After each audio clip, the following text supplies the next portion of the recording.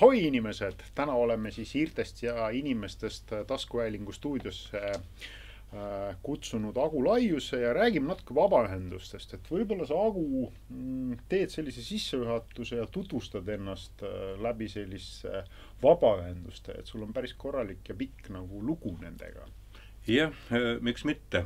Tõesti juba enne Eesti taasiseseisvumist asusin ma tegutsema sellises ühenduses nagu Eesti Töökollektiivide Liit, mis ühendas põhimõtteliselt Eesti-meelseid töökollektiive ja tegutses selle nimel, et Eesti iseseisvus saaks taastatud.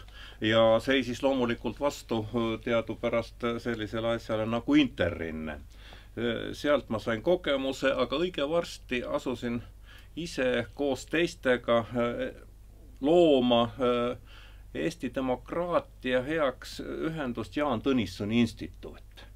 Ja seda tegime päris nullist ja hakkasime siis toimetama ikka selle nimel, et Eesti kulgeks demokraatliku arengurada pidi. Tegime väga mitmesuguseid koolitusi, seminare, aga hiljem keskendusime suures ulatuses Eesti ühiskonnaõpetuse õpetajatele, et tegelikult on oluline see, et just meie noored omandaksid nagu sellise demokraatliku ühiskonnast arusaamise ja hakkaksid sedamoodi toimetama. Seal sai pikka aega tegutsetud ja hiljem on veel mõned kohad olnud, aga kõik see andis mulle sellise kogemuse, et tegelikult Eesti vajab ka mingisugust ühetaolist arusaamist, mis asi on kodanikuühiskond Eestis. Ja siis ma koos mõttekaaslastega asusin koostama Eesti kodanikuühiskonna arengukontseptsiooni, mis oli ette nähtud ja lõpuks ka võeti vastu Riigikogus. Ja üllatav, see kestab nüüd üle 20 aasta juba ja töötab ja toimetab küll. Ja niimoodi ma olengi tegutsenud nendes ringkondades peale kontseptsiooni, siis oli vaja ka üles ehitada mingisugune rahastusmehhanism vabaühendustele. Ja jällegi lõin kontseptsiooni, aga juhtus nii, et asusin ise juhtima Eesti kodanikuühiskonna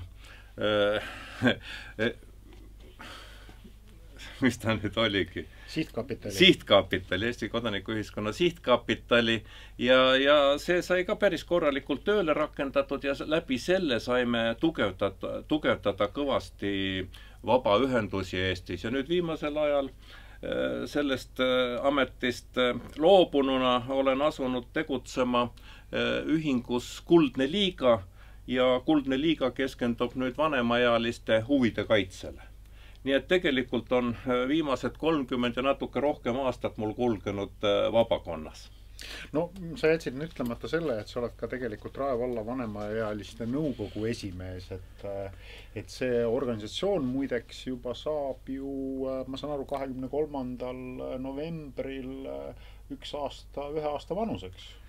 Jah, see juhtus niimoodi, et kuna ma seal Kuldses Liigas tegutsen ja just nende ideede mõtete nimel, et tekiksid sellised partnerlussuhted omavalitsustes, vanemaealiste omavalitsuste, valitsuste ja volikogude vahel ja tekiksid sellised nõukogud, mis arutaksid olulisi teemasid ja suhtleksid siis omavalitsuste, valitsuste poolega, volikogu poolega, otsiksid lahendusi. Ja nii sai ka Rae vallas selline nõukogu moodustatud ja oleme tõesti päris energiliselt töötanud nüüd juba aasta aega. Sellest me räägime natukene pärast pikemalt, aga võib-olla ma alustan kogu seda teemat nagu enda jaoks ja võib-olla ka, et kuulaja jaoks oleks see kuidagi selgem, et võib-olla käime need mõisted kiiresti üle, et ma olen enda jaoks neid mõisteid siin nagu nüüd välja printinud, mulle väga meeldib selline valgustusajastu entsüklopeedia meistri nagu positsioon, et iga mõiste on definitsioon. Ehk siis vabaühendused on nagu valitsusvälised organisatsioonid ja mittetulundusühendused, mis tegutsevad sõltumata riikide valitsusest. et nad on ka siis tihtipeale heategevusorganisatsioonid, mis tegelevad eelkõige vaesuse vastu võitlemise, puuduliku tervishoiu ja keskkonnaküsimuste ja sotsiaalse tõrjutusega. Ja ma saan aru, et ma olen enda jaoks siin välja kirjutanud selle, et vabaühenduste eraõiguslik juriidiline isik on üldjuhul MTÜ. Ja MTÜ on siis isikute vabatahtlik ühendus, mille eesmärk ja põhitegevuses ei tohi olla tulu teenimise. Ta ei tohi olla tulu teenimine, aga siin on nagu segadus, mille me tahame nagu võib-olla kohe nagu aguga ära nagu, et see ei tähenda seda, et vabaühendus MTÜ näol, juriidilise isiku näol, et selles mõttes, et ei võiks teenida tulu. Nagu, et selles mõttes, et siin on minu nagu ma olen nagu suga mõned korrad nagu rääkinud ka, et see vahe nagu äriühingu ja mitte äriühingu vahel on tegelikult see, et neid dividende ei maksta nagu selles mõttes, et osanikele välja. Aga põhimõtteliselt võib teenida tulu, võib teenida kasumit ja see tulu ja kasum siis pannakse sellele eesmärgile, milleks see vabaühendus on loodud. Täpselt nii see ongi, jah. Et seda segadust on siin palju olnud, et kui räägitakse, et mittetulundusühing, et siis see ei tohi tulu saada, see peab tegutsema ei tea millest. No tegelikult me teame, et elus on ikkagi niimoodi, et kui midagi on vaja teha, siis on sinna vaja ka teatud ressurssi, sealhulgas rahalist ressurssi paigutada. Nüüd on küsimus, et kust see rahaline ressurss tuleb. Kas tuleb ainult liikmemaksudest, mida me ei ole võimelised väga ulatuslikult maksma, kas see tuleb siis avaliku võimu poolt toetusena, mis ei ole ka kõige parem, sellepärast, et siis muutud avaliku võimu puhtalt käepikenduseks ja ei ole väga suurt vahet, mis organisatsioon sa oled.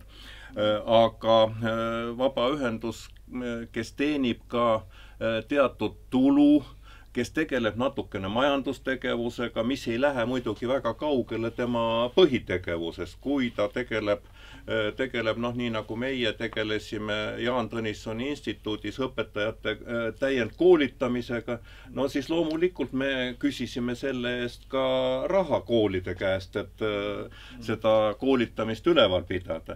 Ja samamoodi kõik teised võivad tegutseda samamoodi, et selle sama tegevuse raames arendavad välja teatud majandustegevuse, millega nad rahastavad siis oma jätkusuutlikkust selles valdkonnas. Et see on nüüd juba hakatakse sellest aru saama, et ilma rahalise panuseta ei ole võimalik ka neid ühinguid üleval pidada või paljusid nendest ühingutest. On väga palju ühinguid, mis ei tegelegi tulu saamisega. Tegelikult suurem osa ühinguid elab oma liikmemaksudest seniajani. Oskad sa mulle kuidagi seda statistikat kavada, et ma saan aru, et Eestis on ikkagi nagu 10 000 nagu MTÜ-sid, väga suur osa on nendest tegelikult korteriühistud, et ei ole. Korteriühistud olid pikka aega MTÜ-d, aga nüüd paari aasta tagune seaduse muudatus viis nad MTÜ-de alt välja, nad on täiesti eraldiseisev majandusorganisatsioon. Vabandust, jah, et selles mõttes, et ma kuidagi toetusin natukene vanadele andmetele siin, et mis ma nagu kuidagi sinuga nüüd nagu tahaksin arutada. Meil on nüüd 2 sellist tagasilööki, mis puudutab vabaühendusi ja mis ilmselt heidab varju väga paljudele vabaühendustele. Ja need 2 sellist varju on seotud tegelikult Ukraina toetamisega. Et siin on järjestiku meedias läbi jooksnud 2 sellist väga suurt prohmakat. Ja ma panin tähele, et sa tegid tegelikult sotsiaalmeedias päris hea nagu postituse, mis puudutas seda viimast nüüd intsidenti, et ühe inimese käes on see otsustamisprotsess. Et kuidas ta neid rahasi liigutab ja liiguta. Ja ma olen nagu tegelikult juba tükk aega mõelnud selle peale, et erakondadel on see väga nagu intelligentselt nagu ära lahendatud minu jaoks, et kui sul on mingi vabaühendus, erakonda teeb samamoodi vabaühendus, sul peab olema seal 500 liiget.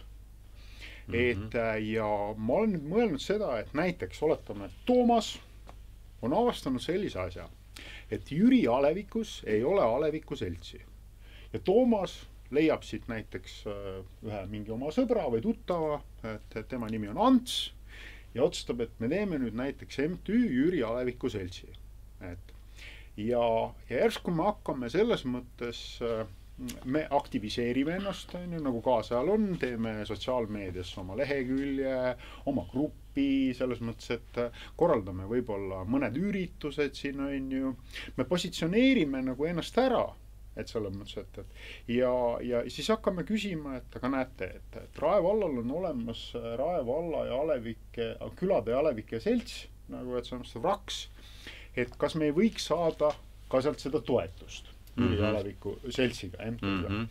Ja nüüd me jõuame nagu selles mõttes minu jaoks nagu, me kogu aeg nagu räägime, siis võtame endale ka sellise positsiooni näiteks, et me esindame Jüri Aleviku inimesi. Aga tegelikult on seal organisatsioonis ainult 2 inimest nagu, et ja see muutub nagu selles mõttes minu jaoks kõik nagu kergelt nagu selliseks absurdihõnguliseks, sest ma ei ole tegelikult, olgem ausad, ma ei ole tegelikult vaadanud otsa väga.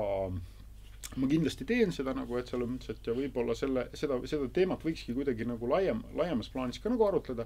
Ma ei ole vaadanud väga nagu seda, et kui palju näiteks ütleme seal siis näiteks, ma ei tea, Peetri Aleviku seltsis, Järveküla seltsis, et kui palju seal nagu tegelikult aktiivseid nagu selles mõttes, et sinna nimekirja kuuluvaid inimesi on nagu, sest et kui keegi tuleb, ütleb, et meie esindame siin praegu näiteks, ütleme, ma ei tea, siin seda nagu küla või Aleviku, on ju, siis võib-olla seal ongi ainult 15 liiget, on ju, et selles organisatsioonis. Ja seal tekib nagu see küsimus, et kus te üldse endale õiguse võtate niimoodi öelda? Te olete nagu väga marginaalne nagu protsent, on ju. No nii. Jah, siin on mõned asjad, sa nüüd oled ühte patta kokku pannud. Üks on see RVAKS, mis ei ole mitte küla ja Aleviku seltside kogum, vaid ta on tegelikult Aleviku ja külavanemate organisatsioon. Aleviku ja külavanemad tegelikult valitakse Alevike ja külade elanike poolt vastavalt kehtestatud statuudile ja nendel on täisõigus esindada ka neid Alevikke ja külasid. Nad on valitud kõigi külaelanike poolt, kui paljud neist valivad, tulevad kohale ja valima. See on teine asi. Kui ei taha valida, siis ikkagi ei ole vaja valida.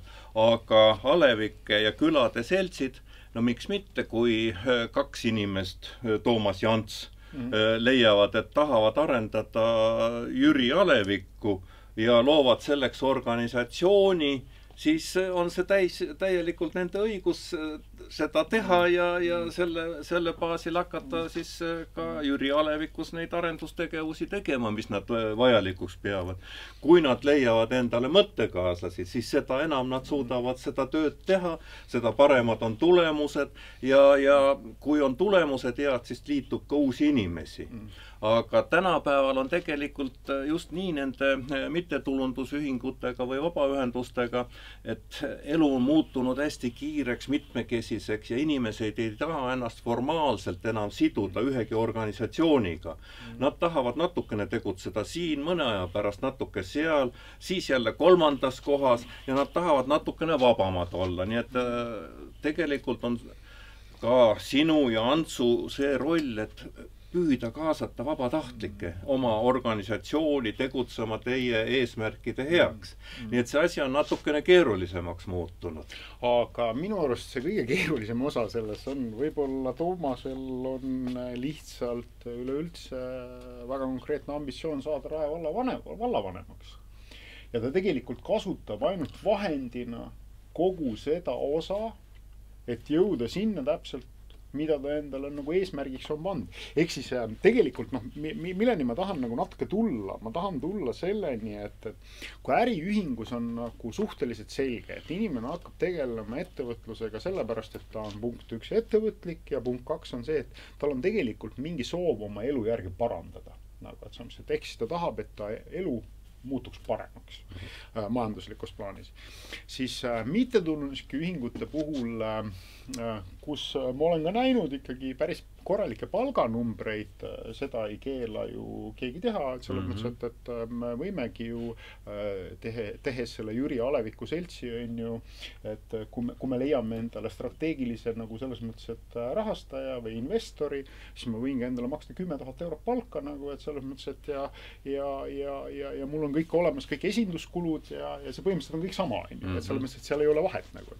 Ja seal on nüüd minu jaoks miks ma tahan nagu jõuda sinna, et seal võiks nagu seadusandja natukene nagu mõelda selle peale, et just neid samu situatsioone, mida me nüüd viimased aasta aega oleme siin Eestis näinud, on ju, et see on seosnevalt selle Ukrainaga, on ju, et ei tekiks nagu, et ehk siis need organisatsioonid oleks nagu natukene nagu laiemapõhised, ehk me ei tekitaks seda võimalust, et inimene, kel on võib-olla iseenda mingi siuke väga nagu kaval ja nutikas nagu ambitsioon, et selles mõttes, et ta ei saaks seda nagu teostada, et selles mõttes, et see ei liiguks sellest ikkagi üllast ja ilusast asjast nagu kuidagi väga ära, et selles mõttes, et... Ei, arusaadav, jah. See annetuste kogumine ja nende kasutamine, see on omaette teema ja suhteliselt keerukas teema. Aga sellel puhul on kõige paremaks lahenduseks läbipaistvus, avalikustamine. Ja noh, meil on olemas hea annetuste kogumise tava, ka vastu võetud ja alati on soovitatav nendel organisatsioonidel, kes kavatsevad hakata annetusi koguma ja neid millekski kasutama, et nad liituksid selle hea annetuste kogumise tavaga ja seal on ette nähtud, et kõik annetused on avalikud, nende kasutamine on kohe algusest saadik avalik ja see tähendab, et ega seal väga palju ei ole võimalik või väga pikalt vähemasti kõrvale kalduna nendest headest traditsioonidest ja tavadest, kuidas annetusi koguda, kuidas kasutada. Alati on kirja vaja panna ka see, et kui suur osa annetusest läheb administreerimiskuludeks ja siis annetaja saab otsustada, sellel organisatsioonil läheb liiga palju administreerimiskuludeks, ma ei taha sinna annetada. Ja no ega see organisatsioon annetuste kogujana siis pikalt kesta ka ei saa, kui tal ei teki annetajaid. Ja avalikustamine on samamoodi selleks hea, et näidata, kuidas me hästi kasutame annetajate raha, mida head me selle eest teeme. Kui see asi jääb varjatuks, siis juba võib hakata arvama, et seal ei ole kõige paremini asjad korraldatud ja sinna ei olegi mõtet annetada. Kas on seal nüüd 2-3 inimest või 4-5 inimest või natukene rohkem, see on juba teine küsimus, sõltub, kuidas need inimesed on korraldanud selle oma organisatsiooni läbipaistvuse ja kontrolli selle kasutamise üle. Noh, oli ka sellel Slava Ukrainil ju nõukogu, mis paraku ei tegelenud sellega, et see töö sellisena korraldada, et oleks täielikult läbipaistev, et otsustusprotsessid oleksid mitte ühe inimese käes, vaid oleks kollegiaalselt rohkem otsustatud ja sellisena need asjad tuleb lahendada, ega siin väga seaduse abil neid asju lahendada ei õnnestu, siis me läheme sellistesse vabatahtlikesse organisatsioonidesse väga tugevalt sisse. Seadused eeldavad kohe mingisuguseid sanktsioone, mingisuguste kuritarvituste üle, et see ei ole ka see kõige parem tee neid asju lahendada. Me oleme väga palju rääkinud ka sellest, et annetuste kogumise organisatsioonidel, mõningatel teistel võiks olla mingisugune kogu üle nende, kes siis hakkab kellelegi hinnanguid andma. Kuid tegelikult minu arusaamine, paljude meie arusaamine on selles, et need organisatsioonid peavad ise reguleerimise teel, ise korraldamise teel minema just sellesse õigesse, läbipaistvasse tegevusrajale ja seal siis selle kaudu siis ennast paremini korraldama. No siin on nagu tegelikult üks väga nagu minu jaoks võib-olla siuke nagu mõte, mille peale ma nagu mõelnud olen ka, et kas järsku ei olegi vaja seda eraõiguslik juriidilist isikut sinna, et võib-olla me saame inimestena kuidagi, ma ei tea, läbi sotsiaalmeedia mingi grupi selles mõttes, et korraldada ise oma asju, et näiteks, ma ei tea, tulevad mingid, otsustame näiteks, et me hakkame ühte tänavat korras hoidma, korjame ära kõik konid sealt või kõik need asjad, mis seal vedelevad või selles mõttes, või näiteks inimesed tegelevad väga palju selle asjaga, et kui nad jalutavad, on ju, et siis nad korjavad ka prügi, on ju, et seal on, et ma tean täiesti selliseid inimesi, kes seda teevad. Et siin ei ole vaja tegelikult ju selles mõttes kohe nagu jõuda selle juriidilise isikuni, on ju, et selles mõttes, et see MTÜ formaat, on ju, vaid et siin saab ka tegelikult täiesti rahulikult, vabatahtlikult neid asju teha, et selles mõttes, et siin võib-olla peaks nagu mõtlema selle vormi peale ka, et selles mõttes, sest et mulle endale tundub, et mida me võib-olla väga nagu kuidagi rääkida ei taha, aga et me unustame selle üksikisiku nagu selle ambitsiooni või selle tahte nagu ära. Et jällegi, et see Toomasel võibki olla nagu selles mõttes soov saada nagu Rae valla vallavanemaks, on ju, ja tegelikult mida ta teeb, on ju, ta hakkabki tegema seda, et ta kõigepealt, on ju, selles mõttes, et loob selle vahu sinna ümber, on ju, võib-olla leiab selle strateegilise partneri, kas kohaliku omavalitsuse või riigi näol, on ju, ja lõpplahendusena siseneb siis sellesse poliitilisse nagu sfääri, et kus ta siis ütleb, et näete, et mul on siin nüüd olemas läbi selle tegevuse selline sümboolne kapital, on ju, konverteerime nüüd selle häälteks, on ju, ma olen siin Jüris kõik teinud, on ju, Jüris elab, ma ei tea, 4000 inimest, on ju, et selles mõttes, et noh, kui ma 600 häält saaksin, siis noh, see oleks korralik nagu, korralik mandaat, on ju, et Rae valla volikogus nagu, et selles mõttes, et nii, et noh, mul on selle koha pealt natukene see kahtlus ja mulle tundub, et see rahvaarv seal, selles vabaühenduses, et sa ei saagi seda MTÜ-d asutada enne, kui sul ei ole seal 100 liiget. Selle üle on pikalt vaieldud, hästi pikalt on vaieldud siin Eesti taasiseseisvumisest saati. Teadupärast oli meil algul ka üks ühiskondlike organisatsioonide seadused esimesed aastad. See ei töötanud hästi, kuigi ta oli hästi liberaalne, hästi vaba, igaüks, kes tahtis organisatsiooni asutada, sai seda teha. Järgmine samm liikus hästi bürokraatlikuks ja hakkas tõkkeid panema ühinemisele. Ja siis 96. aastast töötab seniajani see kehtiv mittetulundusühingute seadus. See on selline keskeltläbi normaalne. Vaieldi selle üle, et kui palju peaks olema organisatsioonis liikmeid ja siis tekivadki probleemid, et kas neid peaks olema 2, 3, 10 edasi. Ja leiti, et inimesel on õigus ühineda organisatsioonidesse ja seetõttu siis leiti siin Eestis, et 2 on piisav arv, et moodustada üks ühing. Nii, kuidas nad edasi tegutsevad, see on juba nende mure. Jah, on riike, kus see on 10, on mõni teine number, aga see on selline laest võetud number, mis teinekord ei tarvitse kõige paremaid tulemusi anda. Eesti on sellel teel läinud hästi liberaalseks. Ja sinu teine jutt, et võiks rohkem tegutseda vabatahtlikkuse alusel. Siis me jõuame tagasi sellesse, kui Alexis de Tocqueville käis Ameerikas 19. sajandi alguses ja õppis tundma, et mis asi on Ameerika demokraatia. Vot sealt tulebki välja see, et Ameerika demokraatia põhineb inimese valikutel, vabadustel ja tema võimel siis see läbi vabatahtlikult kokku tulla ja midagi ära teha, ootamata, et kuskilt administratiivselt hakatakse ütlema, et tehke see või teine asi ära. Sealt tuleb see vabatahtliku tegevuse ja töö olemus ja see töötas kaua aega. Nüüd muidugi hiljem tuli teine teadlane, Robert Putnam, kes uuris Ameerika demokraatiat siin möödunud sajandi lõpupoole ja tema leidis, et Ameerika liigub väga individuaalseks. Inimesed on individualistid, nad enam ei käi koos, vabatahtlik töö hakkab ka nagu laiali valguma, kõike tehakse kuidagi teistmoodi ära ja tema raamat siis Bowling Alone, kus ta siis lõpuks järeldas, et noh, et varsti me istume kõik autodes ja ei suhtle üksteisega, et me kaotame oma sotsiaalse kapitali ja võime sellega midagi ühiskonna heaks korda saata.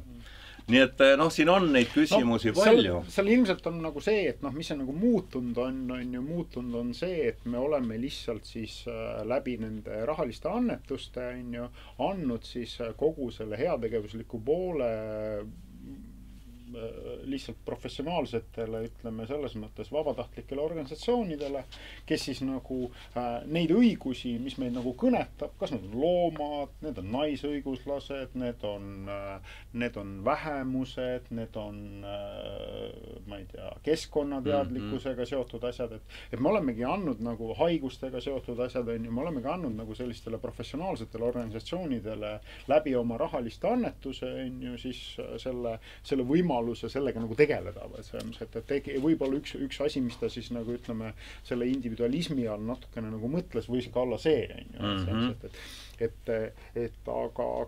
Aga mulle tundub, et nii kaua, kui me ei hakka seda kuskilt otsast lahendama, et selles mõttes, et nii kaua ka meil on sellised lood ja siin on nüüd see küsimus on minu jaoks nagu see, et kas minu huvi ja motiiv on lähtunud sellest, et ma tahan selle kogukonna jaoks või selle probleemi jaoks midagi nagu päriselt ka teha, või siis on see, et ma disainin ta kohe selliseks, et saadagi selleks professionaalseks vabaühenduseks, kellel on olemas strateegiline rahastaja ja ma ei tea, mulle tundub, et seal on minu jaoks kergesik tunnetuslik ebakõla, aga võib-olla ma olen ka nagu ütleme selles mõttes, et selline vanakooli inimene, et võib-olla ma näen seda seal, võib-olla seda ei olegi seda. Eks see tuleneb hoopis teistest asjadest. Mitte keegi ei keela ühes külakogukonnas kogukonna liikmetel koos midagi teha, ilma et neil oleks mingisugust organisatsiooni, seda ei pea olema. Aga kui neil tekib vajadus suhelda teiste organisatsioonidega, olgu need äriühingud, olgu need teised mittetulundusühingud, olgu need avaliku võimu struktuurid, siis järsku tekib vajadus, et kes te olete? Kas oled üksikisik? Või sa tõesti esindad mingisugust organisatsiooni ja meil tekivad need võimalused siin omavahel neid tehinguid teha, kokku leppida, alla kirjutada.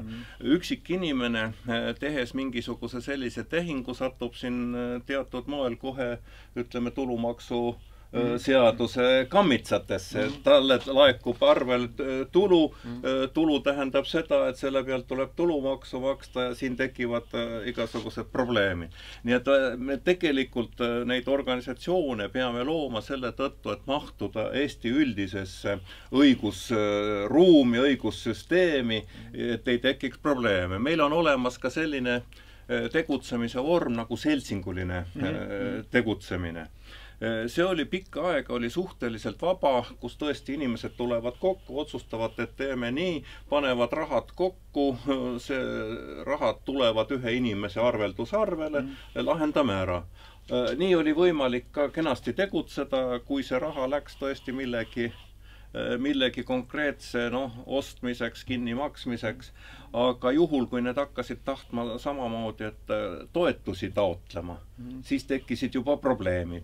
Nüüd on see asi üsnagi bürokraatlikult lahendatud võlaõigusseaduses, kus on mitukümmend paragrahvi, et mis asi on seltsing ja kuidas ta tegutseb ja tegelikult seltsingute osakaal on peaaegu nulli langenud, sellepärast, et sinna ta enam hästi ei mahu. Ja nüüd püütakse uuesti mingisuguseid sädeinimesi, kogukonna eestvedajaid jälle üles leida ja neid toetama hakata tõesti, kes üksikinimesena, üksikindiviidina võtavad mingi asja kogukonnas vedada. Nii et tegelikult see asi käibki natukene sellist ringiratast, et otsitakse seda, et mis on see kõige sobilikum võimalus, kuidas meie ühiskonda, kogukondi aktiveerida. Sa oled väga pikalt nagu kogu selle protsessi juures olnud, et kas sa nagu märkad ka nagu neid tendentse, et me olemegi jõudnud sellise vabaühenduste disainiperioodi just selle mõttega, et leida endale strateegiline partner, rahastaja ja siis põhimõtteliselt tegeleda nende asjadega, mis põhimõtteliselt huvitab. Et kui ma olen näiteks vegan, siis ma teengi endale MTÜ, vegan Toomas, et et leian teise vegani veel, siis hakkan rääkima seda, et mul on nüüd siin selline kooliprogramm, et kuidas haridusasutused võivad nädalas korra hakata vegan toitu andma. Andke mulle nüüd haridusministeerium selle programmi elluviimiseks 200 000 eurot, et olen valmis seda paar aastat teha ja tulevikus ma võiksingi olla nagu tegelikult väga konkreetselt selle haridusasutuse kuskil eelarverea peal nagu, et selle summaga nagu, et saada sealt siis nagu seda tegevustoetust nagu, et oled sa seda tendentsi märganud või oled sa ikkagi nagu selles mõttes täiesti rahulik, et see on kogu aeg nii olnud, et selles mõttes, et seda disaini ei ole läinud nagu vabaühendustel just selle mõttega nagu rohkemaks või kuidas sa ise tunned? Jah, ei, ma olen seda tendentsi võib-olla natuke märganud, aga ma ei näe siin eriti ohtusid. Ma ei näe siin eriti ohtusid sellepärast, et no sina võid teha vegan Toomas kellegagi koos ja hakata pakkuma mingit teenust koolidele või kellele tahes, aga peab olema ka teine pool, kes soovib seda rahastada. Nii. Seda kontrollitakse, vaadatakse üle väga põhjalikult ja pigem on seda raha ja ressurssi vähem, kui võiks olla ja peaks olema. Ja seetõttu siin nagu sellist ohtu on suhteliselt vähe võitu, et keegi nüüd hakkab jõuda elama selle peale, et on siukse kõlava nimega organisatsiooni loonud. Strateegiline partnerlus tuleneb ennekõike sellest, et see strateegiline tähendabki seda, et see on selle rahastaja strateegiline eesmärk ja ülesanne. Nii, kui seda seal rahastaja kuskil arengudokumentides kirjas ei ole, siis strateegiliseks partneriks praktiliselt ei ole võimalik saada. Nii et see on suhteliselt keerukas selline lahendus, olgu ta siis ministeeriumi tasandil või olgu ta siis ka omavalitsuse tasandil.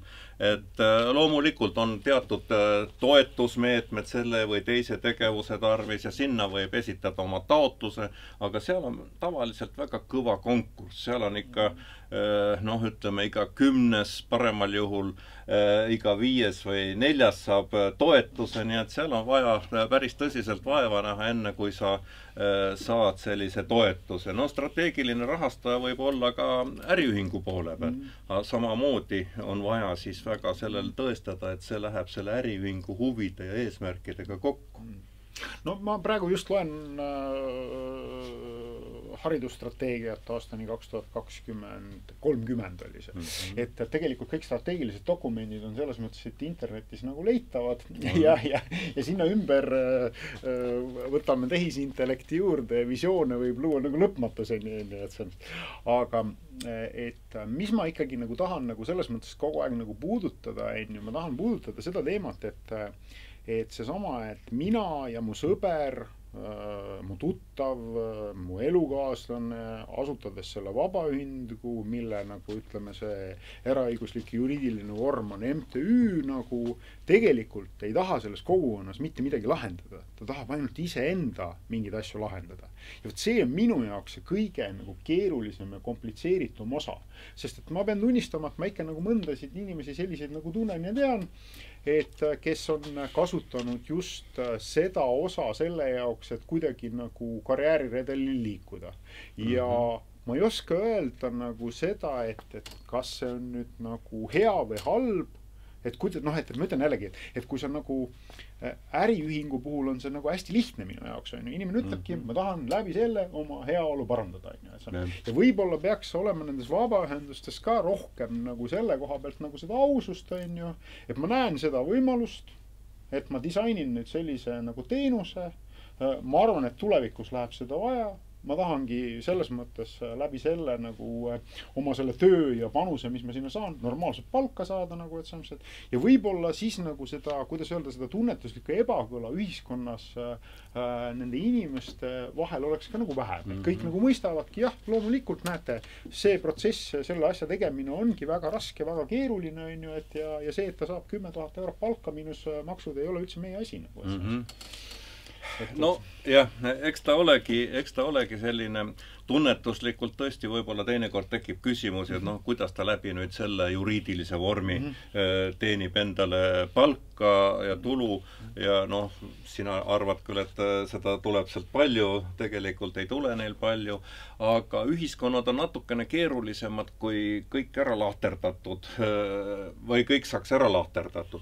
Praegu pigem tekivad sellised ülemineku organisatsioonid, mis ei ole ei päris ettevõtlusorganisatsioon, ei ole ta päris ka mittetulundusühing enam, on seal vahepeal, kutsutakse sotsiaalsed ettevõtted.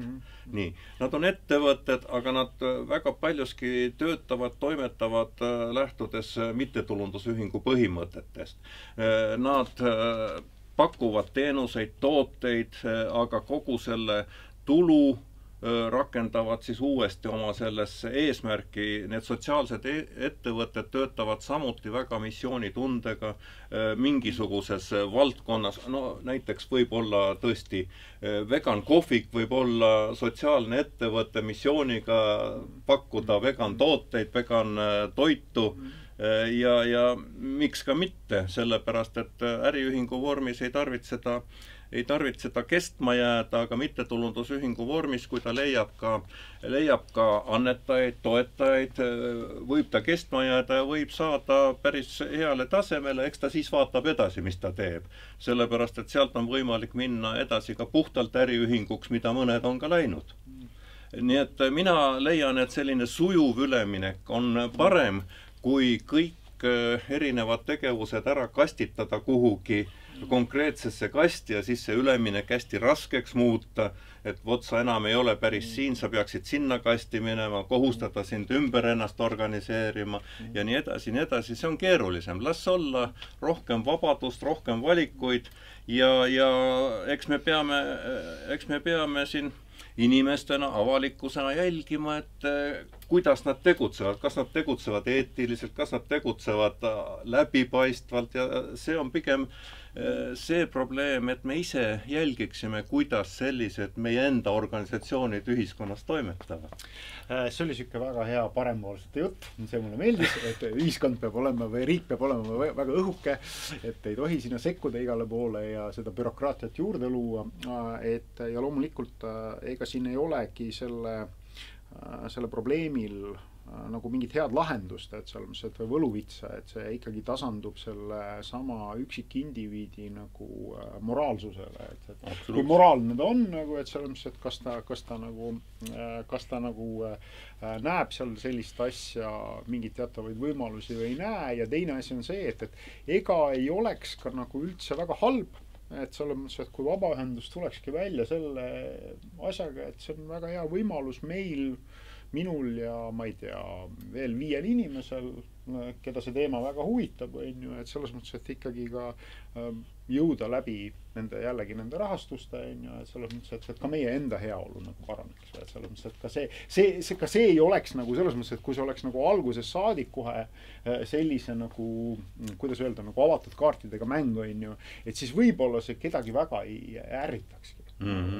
Pigem nagu, mis inimesi ju ärritab, on see, et kui on sellised kaunid kõlavad mingid hüüdlaused ja siis see lõpuks ikka konverteeritakse kas mingi enda heaoluks või mingi, et see sümboolne kapital konverteeritakse millegiks muuks, nagu, et selles mõttes, et mis oligi tegelikult algselt plaanis. No vot, need on need probleemid tõesti, mis kui keegi pahatahtlikult või oskamatult isegi väärkasutab ressursse, mis ta on saanud teiste inimeste käest annetusena või on kuskilt saanud toetusena ja ei kasuta neid sellel otstarbel, nagu ta on kuulutanud, et ta seda teeb väga missioonitundega. No vot, siis tekibki see dissonants ühiskonnas. Siis inimesed laiendavad selle rikkumise kõigile neile ühendustele, et nad kõik on sellised. No me teame ju tegelikult samamoodi, ütleme, äriühingute hulgas. On väga palju olnud neid ärimehi, kes ei ole kõige korrektsemalt käitunud, tegutsenud, toimetanud, eks ju. Teame neid kohtuprotsesse ja kõike sellelaadilis. täpselt samamoodi on igasuguseid inimesi ka vabakonnas. Aga vabakonnas eeldatakse, et sinna tulevad eetilisemad, moraalsemad inimesed ja seal siis rikkumine, eksimine, kõrvalekalle, see pälvib palju suuremat tähelepanu. Aga tegelikult kui hakata nüüd analüüsima siis nende 70 000 vabaühingu seas, kui palju on neid, kes on nagu sellist tähelepanu pälvinud, et nad on midagi valesti, halvasti teinud, kes on lõpuks ka kohtulikult karistatud, neid on ikka väga üksikuid selle 70 aasta jooksul. Ilmselt ütleme, et võib-olla see 2 viimast juhtumit oli seotud lihtsalt väga suurte summadega. Et see on see, et me ju ei tea ju tegelikult, meil puudub nagu selles mõttes, et aim, et kui palju, ütleme, selliseid on mingite selliste marginaalsemate summadega mingid asju nagu, et see on see, aga me nüüd jääme siin selles mõttes natukene nagu eriarvamusele, et mina arvan seda, et riik võiks seadustesse sisse kirjutada seda, et vabaühenduses peaks olema vähemalt 50 inimest, et nad peaksid olema ennast sinna siis sellesse organisatsiooni liitunud avalduste, allkirjade ja kõikide selliste asjadega, ehk nad peaksid nagu omama natuke laiemat kõlapinda kui 2 inimest, minu jaoks. See tähendab seda, et tegelikult see organisatsioon ise juba hakkab ennast kuidagi nagu sisemiselt nagu korrastama. Sina arvad, et seda ei peaks olema, et siin me jääme natukene nagu eriarvamuste. Siin on see, et tegelikult sina arvad, et 50 inimest, hea küll, on võimalik täiesti kindlalt saada 50 liiget formaalselt, kellest 48 jäävad ikka sellisteks passiivseteks liikmeteks, kes mitte midagi ei kontrolli ka selle organisatsiooni puhul. Me oleme loonud bürokraatiat, peame arvestust, meil on 50 liiget, püüame nende jaoks teha üldkoosoleku, mis on väga raske, sellepärast, et need 50 või 48 passiivset liiget ei taha eriti kokku tulla ja nii me toodame bürokraatiat selle asemel, et keskenduda sellele, kuidas see organisatsioon töötab. Palju parem on see, kui need 2 liiget, kes organisatsiooni on asutanud, suudavad seda organisatsiooni näidata sellisena, et ta on tegus, ta on mõjus, ta suudab asju ära teha ja siis tahavad inimesed sinna juurde tulla ja sellega koos tegutseda. Ma ei näe siin nagu selles mõttes nagu vahet, et kui seal 50-st on 2 nagu aktiivsed, siis teoreetiliselt see sama protsess nagu ikkagi ju võiks käia, nagu, et selles mõttes, et inimesed tahavad sinna juurde tulla, seal osaleda, seal kaasa lüüa, et selles mõttes, et seal on lihtsalt minu jaoks, ütleme, see osa, et see oleks ikkagi nagu, see kõlapind oleks nagu laiem. Ehk mitte see, et nüüd ma jõuan selle Toomas ja Antsuni, et kui Toomas ja Ants hakkavad kuskil lajatama, et aga Jüri Aleviku kogukond on rääkinud, siis tegelikult ei ole. See on tegelikult 2 inimest rääkinud. Ja siin siis peab neid 50 vähemalt olema, et siis on juba 50 inimest rääkinud. Toomas ja Ants peavad endale aru andma, et nendel ei ole seda legitiimsust rääkida Jüri Aleviku elanike nimel. Nad saavad rääkida ainult oma Jüri Aleviku seltsi nimel ja seltsis on 2 inimest, eks ju. Et siin tuleb vahet teha ja peavad ka Jüri Aleviku elanikud vahet tegema, et tegelikult Toomas ja Antsu selts on ainult nende selts, mis teeb küll mõnikord väga häid asju, aga ta ei esinda meid kõiki. Just. Aga kas sulle ei tundu, et see kipub tihtipeale sassi minema? Tihtipeale kipub sassi minema, jah, ja tihtipeale võib-olla ka sellised organisatsioonid püüavad ennast näidata teisi inimesi rohkem esindavana, kui nad tegelikult on. Aga nad peavad ka isegi sellisel juhul, kui nad on Toomas ja Ants 2 inimese organisatsioon, püüdma saada selle legitiimsuse, et ta tunneb ja tunnetab ja inimesed saavad aru, et tegelikult see Toomas ja Antsu selts on väga hea, las nad siis ajavad meie asja. Et siin ei ole jälle sellist ühest lahendust, et iga inimese mingisugune poolthääl peab olema alati selle Toomas ja Antsu ühingu taga.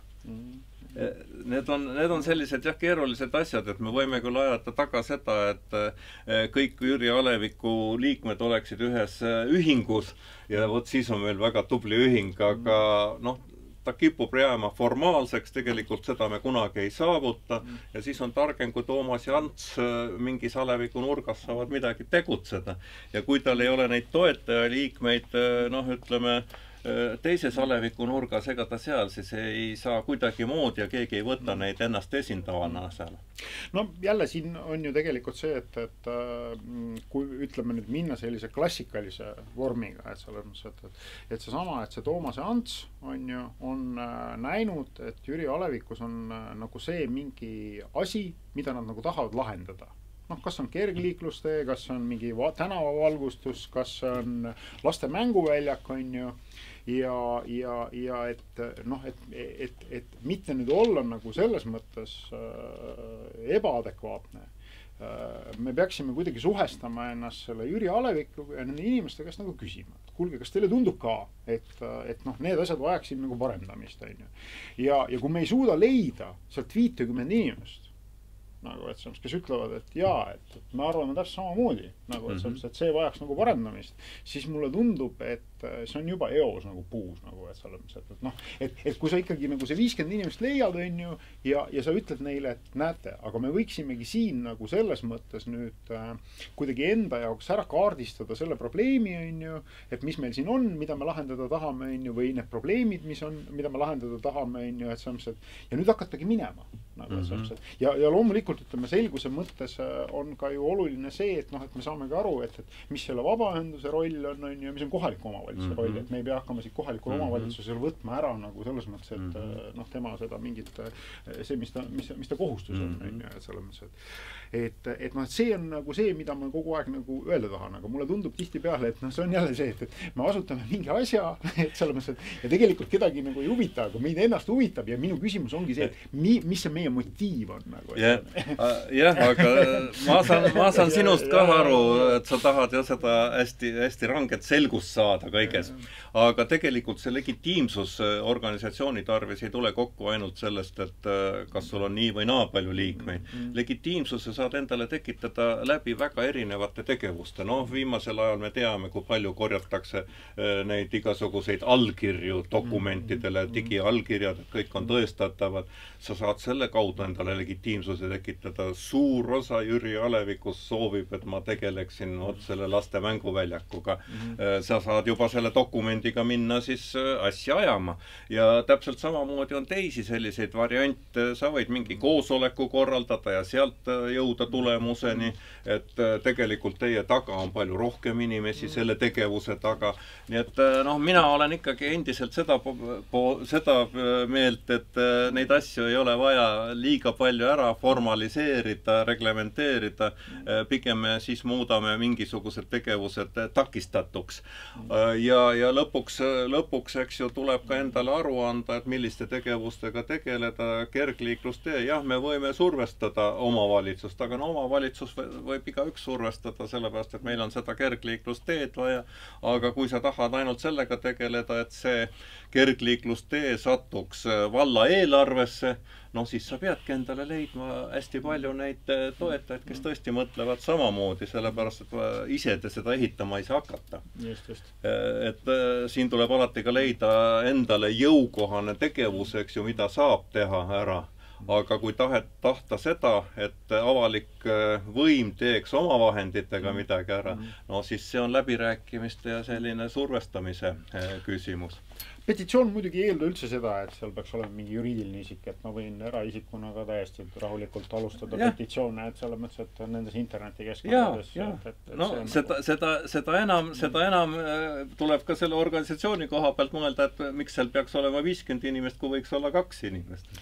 Siin me jääme Auguga eri arvamusele, aga liigume nüüd sinu tegemiste juurde Rae vallas, et kui ma tulin Rae valda tööle, olid sa volikogu esimees, sa oled pikalt volikogus olnud ja nüüd sa oled Rae valla vanemaealiste nõukogu esimees. Muideks see on asutatud 25. oktoobril möödunud aasta. Jah, 2022, 1 aasta on tegevust toimunud. Printisin endale isegi välja selle nõukogu põhimääruse ja võib-olla räägid kõigepealt sellest, et kuidas sa selle nõukoguni jõudsid, võib-olla niimoodi markeerid seda, millega te tegelete ja siis ma küsin, et nüüd on aasta läinud, et olete endale mingid ülesanded püstitanud, et kaugel te nüüd ülesannetega olete? Teeme nii. Jah, tegelikult on juba ammust aega, ma ei tea, mitu aastat on Eestis ka arutatud seda mõtet, et kohalike omavalitsuste juures võiksid tegutseda vanemaealiste nõukogud. No see probleem tuleneb hoopis kaugematest asjadest, et me teame, et vanemaealisi, sõltumata sellest, mis piir on määratletud, diskrimineeritakse tegelikult. Eks ju, me palju oleme rääkinud sellest, et juba kuskil 55+ muutub tööturule sisenemine või uue töökoha leidmine suhteliselt raskendatuks. Alati leidub keegi noorem kõrval, kes selle konkursi võidab või kes välja valitakse. No ja selliseid probleeme on väga paljudes eluvaldkondades, kuni selleni välja, et tõesti väga paljudes kohtades öeldakse sulle, et mida sa tahad, vaata oma passi. Eks ju, inimesed lahterdatakse jälle ära ühte kasti, et kui sa oled teatud vanusenumbri ületanud, et siis sa enam ei ole täisväärtuslik ühiskonna liige, vaid sa oled selles kastis, sinu eest tuleb hoolitseda, sulle tuleb abi osutada, samas väga paljud inimesed võivad, nüüd me teame juba 80, ligi 90 eluaastani kenasti tööd teha, ilma et probleeme oleks. Selle koha pealt hiljuti ma kuulsin ühte väga huvitavat näidet. Ühes ettevõttes üks härrasmees on endiselt tööl, tähistas hiljuti 90. sünnipäeva, ikkagi töötab ja läks töötervishoiuarsti juurde. Töötervishoiuarst vaatas ta läbi, mitte midagi ei avastanud ja ütles, tulge 3 aasta pärast uuesti. Nii, 90-aastasele mehele ütles, et tulge 3 aasta pärast uuesti, siis vaatame edasi, kas sobib tööle või mitte. No see on juba see, et kuhu me oleme täna jõudnud. Nii, aga nüüd tagasi tulles selle juurde, et siis ongi see, et vanemaealiste huvide eest oleks vaja nagu seista. Tihtipeale on need asjad, ütleme, omavalitsuste tasandil mitte üüratult suured ega palju raha nõudvad, vaid see probleem, teine probleem, näiteks vanem inimene tõesti vanusest tulenevalt, tema võimed natukene vähenema, ta ei suuda enam, ütleme, siit elamurajoonist kõndida tervisekeskuseni, ilma et ta peaks vahepeal puhkama. Järelikult on vaja kergliiklustee ääres pinki, kus vahepeal jalga puhata, aga neid kohti on väga palju, kus inimene peab oma igapäeva toimetusi toimetama ja kui ta seda ei saa teha, ta jääb oma koduseinte vahele ja sealt hakkavad uued probleemid pihta. Sealt tuleb tema, ütleme, depressiivne olemine, sellepärast, et ta ei pääse liikuma enam, ta ei saa enam ühiskonnas osaleda ja selliseid asju palju. Lõpuks on ka palju selliseid teemasid, mis lihtsalt natukene on vaja tegeleda, et inimesele see asi elu mugavamaks teha. Ja selle tõttu siis ongi ette nähtud, et võiks olla omavalitsuste juures vanemaealiste nõukogud, kes korjavad kokku, kaardistavad, nagu tänapäeval öeldakse, kõik need probleemid, mida nähakse ja püüaks tasapisi hakata neid lahendama. Teiselt poolt siis, kui see nõukogu on sellisena koos, et ta on igast omavalitsuse nurgast inimene, siis ta töötab ka vastupidi, et ta annab informatsiooni oma ümbruskonnas selle kohta, kuidas vallas asjad toimivad või mismoodi selles või teises eluvaldkonnas asjad toimivad. Ja niimoodi me olemegi tegutsenud ja arutanud läbi. Esimesel koosolekul kaardistasime üsna paljud probleemid, millega tuleks tegeleda ja ega need suured saladused ei ole, ühistransport ja just need kergliiklusteed ja need pingid, talihoole. Me teame väga palju seda, kuidas siin suure lumesaju korral sõidavad suured sahad läbi ja siis on bussipeatused seda lumevalli täis. Küll noorem inimene ronib sellest üle ja saab bussi, aga vanemal inimesel on see väga keeruline ja teinekord on see ikkagi väga eluohtlik ka, sellepärast et ta võib teisele poole valli libiseda rataste alla. Nii et väga palju selliseid probleeme, millega kogu aeg tuleb tegeleda. Ja see on ka arusaadav, et noh, ütleme, vallavalitsuses ei tarvitse kõik need probleemid olla igapäevaselt nagu tähelepanu all. Nad ei nõua väga palju ressurssi, aga kuna väga palju olulisi probleeme, millega on vaja tegeleda, on seal palju rohkem päevakorras, siis jäävadki need probleemid tahaplaanile, kui keegi neid kogu aeg ei surgi. Nii et sedamoodi me olemegi tegutsenud, sedamoodi võiks tegutseda, loomulikult iga nõukogu leiab endale ise need teemad, millega tegeleda, igas omavalitsuses ongi erinevad teemad ja praegu see liikumine läheb päris kenasti edasi. Ma saan aru, et teil on kokku seal 18 inimest, et 16 liiget, esimees, kes oled siis sina ja aseesimees. Kuidas see 16 liiget sinna valiti üldse või kuidas see, kas keegi tegi nagu ettepanekuid või istusite maha mingisuguse aktiiviga, mõtlesite, et näed, et siin Asta on päris aktiivne ja Ants on päris aktiivne ja kuidas see käib?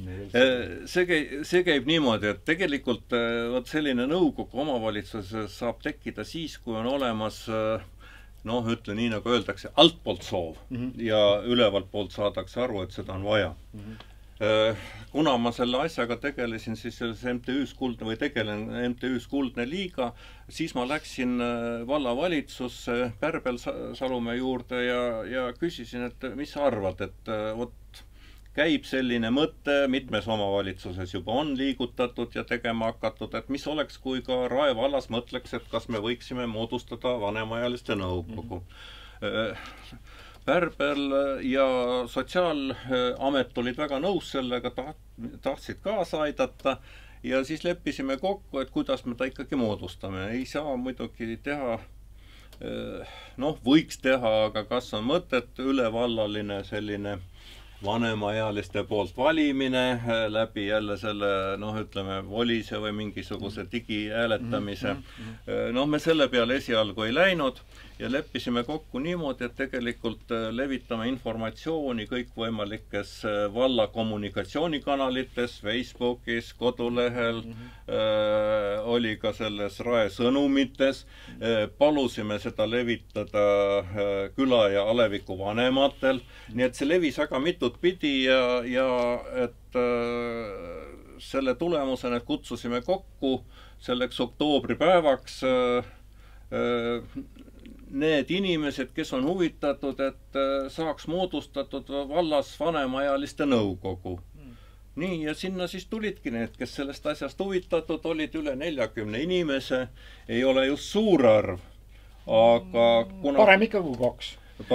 Parem ikka kui 2, näed, sinu 50 hakkab lähenema, üle 40 inimese tuli kokku ja nendega siis arutasime uuesti läbi, et kas seda ikka on vaja ja mismoodi võiks toimetada ja eks siin oli ka eriarvamusi, et meil on ju see Memmetaadi klubi, meil on veel mõned organisatsioonid, mis tegutsevad, kas me ei hakka üksteist segama, kas me ei hakka üksteise eest tööd ära tegema.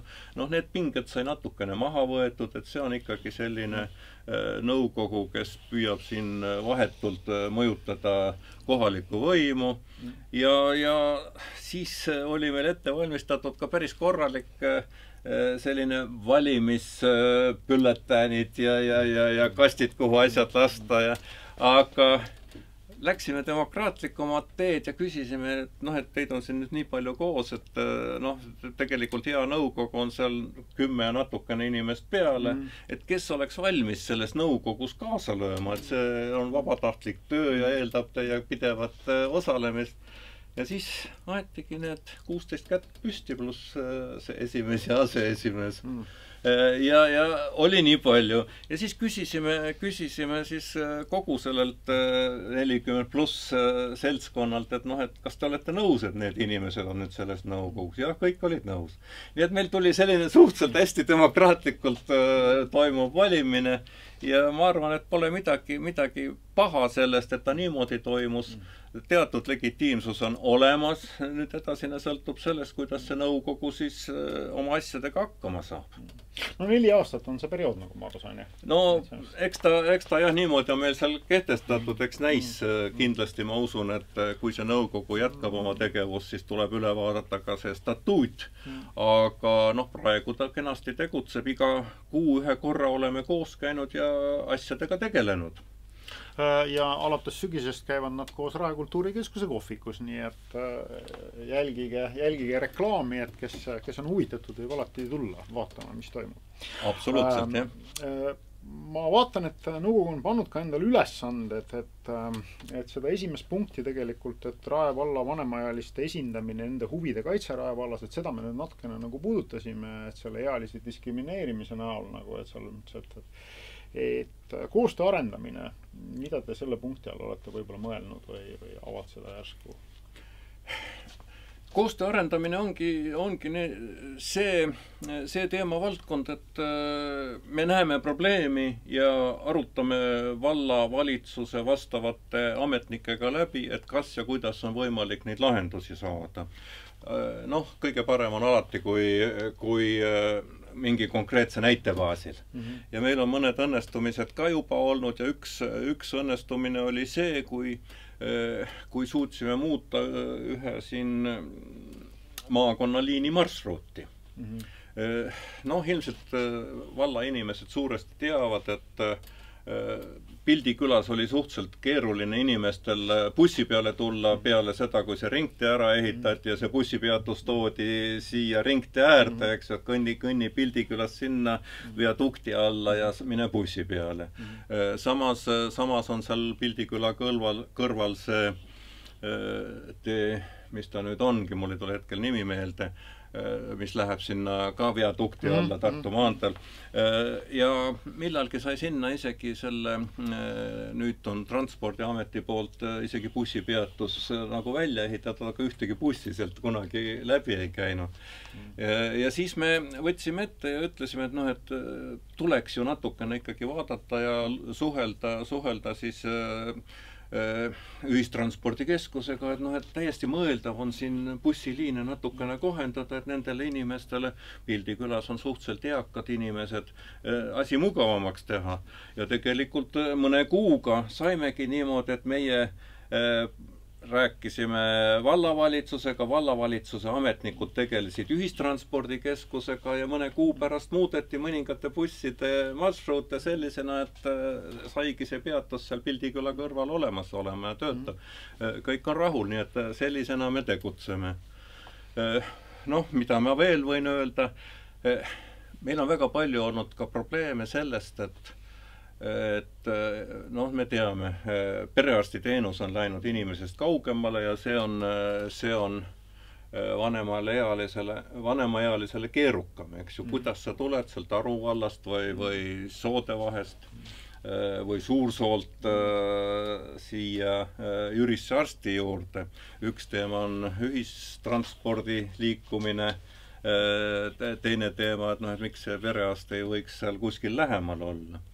Ja siis me oleme tegelenud nii mõlema poolega. Meil on siin välja pakutud vallavalitsusele idee näiteks panna koolibussi ringide vahele üks selline ring, mis käiks lõuna pool küladest ja tooks Aru vallast läbi Vaida Jüri tervisekeskuses. Inimesed saaksid seal oma toimetused ära teha ja siis mõned tunni pärast tagasi läheks ja siis ta läheks uuesti koolibussi ringile. Siin selle üle praegu vaidleme selle üle, et kas selleks valla eelarves raha jätkub või ei jätku, aga eks need asjad ongi natuke pikema protsess. Aga teine pool asjast, et inimesed ei mõista, et miks need perearstid keskustesse kogunevad, siis me kutsusime perearstikeskusest Regina Pereõe rääkima, et miks see asi nii on ja tegelikult see arusaamine tuli.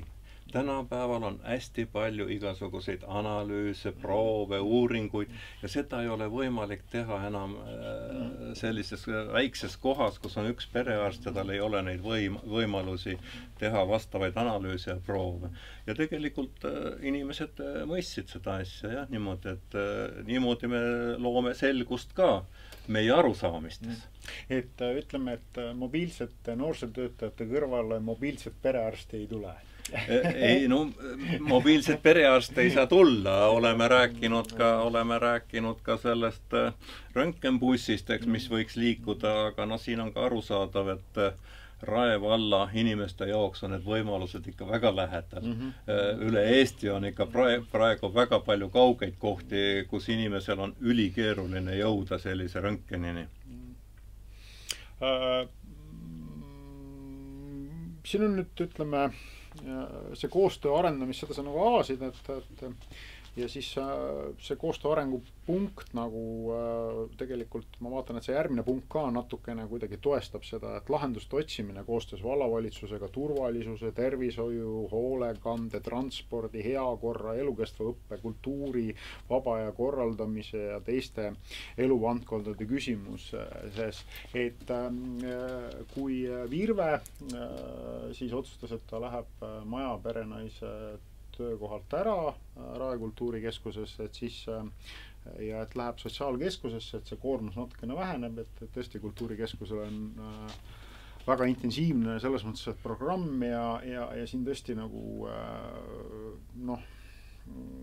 kuidas öelda, väga tugev tervis peab olema, ütleme niimoodi. Ja siin ongi, mis on vanemaks saamise ja mina ka tean seda väga hästi, et vanemaks saamise juures nagu keerulisem, et lihtsalt energiat ei ole enam nii palju, et selles mõttes, et kui tahaks, et oleks.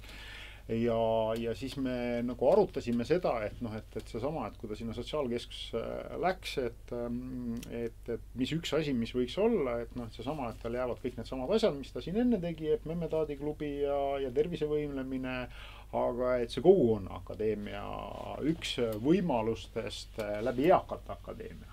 Et sotsiaalkeskus on selles mõttes väga ju hea, ütleme, selline infrastruktuur, et seal hakata arendama siis sellist eakate akadeemiat. Kuigi ütleme, et osaliselt siis see Memmetaadiklubi tegelikult ongi natukene sellises eakate akadeemia vormis. Meelelahutuslikumas, aga ikkagi selles vormis. Et nad ikkagi kutsuvad endale sinna arste, teadlasi, meelelahutajaid ja seal on nüüd üks võimalus siis nagu disainida seda elukestva õppe võtmes siis seda nagu eakate akadeemiat. Ja olen minagi käinud siis rääkimas Rae valla vanemaealiste nõukogule siis nagu kultuurikorralduslikust poolest, et seal ma ütlesin, et me ei diskrimineeri, vaid et väga paljude asjade puhul tegelikult ütleme, et meid just külastavadki vanemaealised inimesed, et mis puudutab mingid võib-olla teatrietendusi, filme nagu, et seal ikkagi saalis on rohkem nagu vanemaealisi. Et kui sa nüüd mõtled selle aasta peale, mis see võib-olla sinu enda jaoks kõige rohkem rõõmu pakub, et ma saan aru, et see bussi teema oli väga hea, ma ise täheldasin ka seda mingil ajahetkel, et see buss ei tule enam, et ta tuleb teistmoodi, et selles mõttes, et sealt just Pildikülast nagu, aga võib-olla mis sul endale nagu rõõmu teeb, et selles mõttes, et kus sa tunned, et et see aasta on nagu selle koha pealt olnud väga hea, et me oleme, selle asjaga nüüd oleme nagu hakkama saanud. Kõige rohkem teeb rõõmu see, et need inimesed, kes nõukogusse said valitud, on tegelikult nüüd aasta jagu väga asjalikult, väga energiliselt koos käinud, nad ei ole loobunud, nad pigem vastupidi tahavad veel hoogsamalt oma tööd teha. Järelikult oli sellise nõukogu järele vajadus. Ja kuna me oleme ka midagi korda saatnud, me oleme siin mõtteid vahetanud, väga palju oleme tegelenud ka sotsiaalkeskuse, ütleme, seal pakutavate teenustega, oleme rääkinud läbi, et kui meil on midagi, saame aru, et võiks veel mõni teenus olla, siis sotsiaalkeskus mõtleb selle peale ja püüab seda pakkuma hakata. noh, kõik sõltub ju alati ressurssidest ja samamoodi oleme alutanud nende loengute pidamist, on ta nüüd selles või teises vormis, aga sotsiaalkeskus on hästi avatud ja tegelikult ta võtab neid ideid vastu, et kui meil nüüd on idee pakkuda välja midagi sotsiaalkeskusele, siis usume, et ta saab ka ellu viidud. Et sellisena me oleme toimetanud ja püüame ka erinevate valla eluvaldkondadega läbi rääkida, nii nagu me kultuurikeskusegagi rääkisime, et me paremini saaksime aru, kuidas üks või teine vallaasutus töötab ja kuidas seal pakutakse midagi ka vanemaealistele, pensionäridele. No ilmselt nüüd hakkame tegelema ka sellega, meil on mõned mõtted läbi käinud ja alati on oluline informatsiooni kommunikatsiooni teema. Eks informatsioon ja kommunikatsiooni on tänapäeval hästi palju, aga kas see jõuab ka sihtgrupi inimeseni, kas see jõuab minuni, et ma saaksin teada sellest asjast, mis minu jaoks on oluline ja eks siin me peame nüüd mõtlema ka läbi siin nii valla kodulehe, kuidas seal informatsiooni esitada, struktureerida, aga samamoodi ka sotsiaalkeskuse kodulehe, et kuidas seal neid asju välja pakkuda, et inimene, kes tuleb, leiaks kähku üles ilma, et ta peaks väga palju seal kodulehtedel surfama, oma informatsiooni otsima, eks ju. No ja siin ongi ka see teema, et vallavalitsuses on kultuurikeskus, sotsiaalkeskus, spordikeskus ja see informatsioon on praegu suhteliselt niimoodi laiali paigutatult seal ja seal, et kas on mingeid võimalusi seda kuidagi ühtsemana näidata mingisugustel ühisel ürituste lehel või midagi muud, me selle üle mõtlema, aga see on pikk töö ja läbimõtlemise asi, kuidas see oleks meile kõige sobilikum. Et meil on olemas noortevolikogu, et millal tekib eakate volikogu. Et kui me räägime siin teenuse disainimisest, siis tegelikult iseenesest ei ole üldse ju paha mõte, et oleks olemas eakate volikogu. Noh, peab ta nüüd olema just volikogu, tegelikult selle eakate vanemaealiste nõukogu roll on täpselt seesama, mis noorte volikogul. Kas ta asub nüüd volikogu juures, kas ta asub nüüd kuskil mujal vallavalitsuse juures või on iseseisev, see on teine teema. Põhimõtteliselt see olemus on ikkagi seesama, suhelda omavahel ja suhelda siis vallavõimudega. Nii et noortevolikogu on volikogu juures toimetav, aga valla vanemaealiste nõukogu on juba suhelnud kenasti valla sotsiaalkomisjoniga, vallavalitsusega. Järgmisel koosolekul nüüd selle kuu lõpus tulebki kohtumine volikogu esimehe ja vallavanemaga, kus me arutame need teemad veel kord üle, mis meile nagu huvi pakuvad või mida me näeme vajadust lahendusi leida. Nii et sellisena me tegutseme, me olemegi vanemaealiste volikogu, täiesti iseseisvalt tegutsev ja suhtleme energiliselt nii vallavalitsuse kui volikoguga. Mina saan järgmine aasta nüüd 50, et küsin sellise küsimuse, et millal ma võiksin teoreetiliselt sobida sinna sellesse vanemaealiste nõukogusse? Väga hea küsimus. Meil ei ole vanuse piiri, meil on tegelikult selline vaade, et inimene, kes tahab tegeleda vanemaealiste probleemidega, seista vanemaealiste huvide eest, siis see ei ole vanusega piiratud. Sa võid juba 30-aastasena näha, et jah, see on probleem meie ühiskonnas, see vajab lahendust, siin vajab minu abi ja pakkuda ennast välja ja tulla ka 30-aastasena vanemaealiste nõukogusse ja ajada seda asja. Ja ma pean ütlema, et meil ei ole mitte kõik seal pensioniealised, on nooremaid. Sellega võib-olla olekski hea lõpetada, et teeme ühe sellise üleskutse kõikidele siis eagruppidele, et hoidke pilku peal Rae valla vanemaealiste nõukogul. Suured tänud sulle, Agu, tulemast ja loodame, et saime natukene selgemaks vabaühenduste teemat. Ja mis me siis lõpetuseks ütleme? Aitäh kutsumast ja tõesti, mina olen omalt poolt valmis tulema ka igasse külasse alevikku rääkima vanemaealiste nõukogu teemal kindlasti ja kutsuma inimesi kaasa mõtlema nende asjade üle. See ei pea olema kuskil väga koosolekute vormis, aga see võib ka olla mulle kirja saatmise teel või telefoniga helistamise teel. Nii et see vanemaealiste teema on väärt, et seda ajada ja inimeste eluolu mugavamaks teha. Seda enam, et meil vallas on ikkagi see noorte osakaal oluliselt suurem kui vanemaealiste osakaal, aga see muutub. Aga selle tõttu on meil ka vanemaealiste tarvis rohkem probleeme. Meil ei ole hooldekodu, siinsamas meie inimesed peavad minema kuhugi Rapla taha. Nii et on mille kallal tegutseda ja ma usun, et üheskoos me suudame siin palju korda saada. Ja Agu Laiuse kontaktid leiad siit alt rea pealt, et aitäh kõigile ja järgmiste hiirte ja inimesteni. Aitäh!